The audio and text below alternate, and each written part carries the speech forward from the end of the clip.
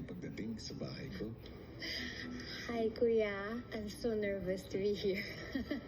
Baka mahiya sila sa akin o baka maartehan sila sa akin.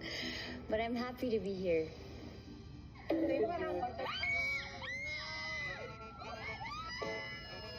Pinagawa ko sila ng painting base sa pinili nilang charity at gusto ko pag-usapan ninyo ang mga ginawa nila.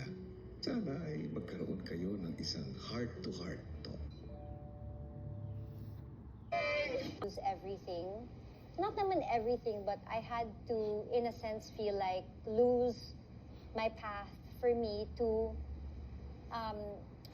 really find who I truly am. It's like when they say, when you reach rock bottom in life, you should be thankful that this is it. I've reached the rock bottom. Be comforted with the fact because there's nowhere else to go but up. But it's also the same thing as when you're up, in your pinnacle, there's nowhere else to go but down.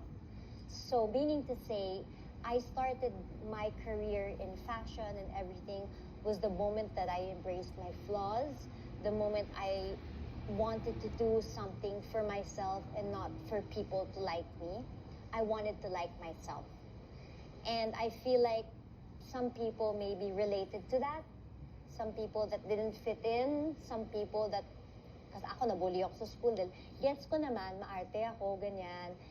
Hindi naman ako maingay, pero naka-choker ako. So, nagigets ko naman na naartehan sila sa akin, but there's a reason, there's a rhyme and reason for everything, for who you are. So, yun, siguro. The moral lesson of the story is that you just have to be yourself and you will truly shine. Don't look at the left, right, front, back. Don't look at anybody else. Concentrate on yourself because you have to like yourself. And if you like what you're doing, you will really blossom. So yun.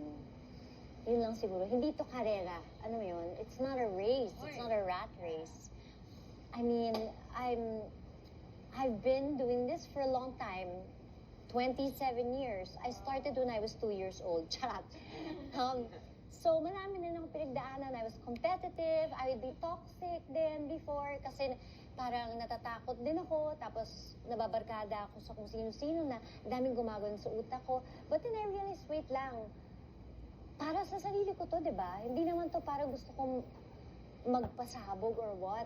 It's for me. So, it's the same if somebody is looking or if nobody's looking, it's the same thing. If you're happy, then go. Diba?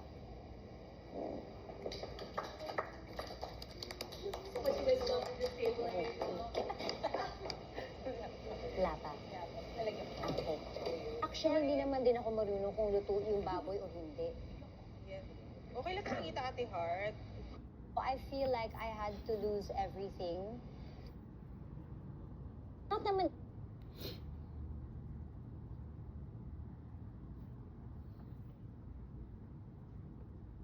I wanted out because I felt like I wasn't understood or ewan ko kung ano nangyari.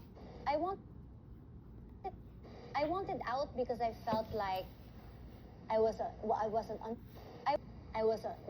understood or ewan ko kung ano nangyari sa akin. Siguro na-redirect din ako ng mga kasamahan ko and I went into a path na parang kala ko hindi na ako makakaalis doon. But I definitely lost my... Nawala tuloy ako sa talong mo. Ano yung talong mo? Na you can't really love someone Yes. if you can't love yourself. Something like that. So, I say this is because I really had to go through a bad time. I've never, siguro nung bata ako, yung mga bad times ko, yung, ayun, arten sila sa akin, ganyan. Ito talaga, at the age of, how old was I? 37, 38 at the time. Medyo late siya nangyari sa akin, na I really had to love myself first. I can't keep pleasing you. I can't keep making everyone happy. I can't keep buying everybody something just to keep a friendship. I can't, ano mo yun, yung parang feeling mo, binibili mo na lang ng lahat ng tao para samahan ka kasi takot kang maging mag-isa. Eh ako, super fear ko yun eh. Takot ako maging mag-isa. So, ayan na. Takot din ako na my husband's 15 years my senior. So parang inuunahan ko na baka one day mag-isa lang ako sa buhay ko. So ako na lang aalis kasi kailangan ko masanay maging mag-isa. But during those moments is when I realized na I love them as much as I love me, but I have to love myself first in order for me to give more love to others. So yes, I do believe in that. So it comes to family, be grateful. Never forget your family no matter where life takes you. Never forget them. Give them what they need. Give them the necessities, the important things in life. But you have to put yourself first too. Because if you don't put yourself too, one day the reality hits pag may nagkasakit, pag may na-ICU, diba?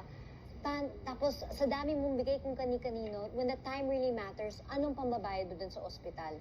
So it's not just being selfish for yourself, but it's also preparing for the really bad days. So, yun. Unahin mo yung sarili mo lagi. Yes.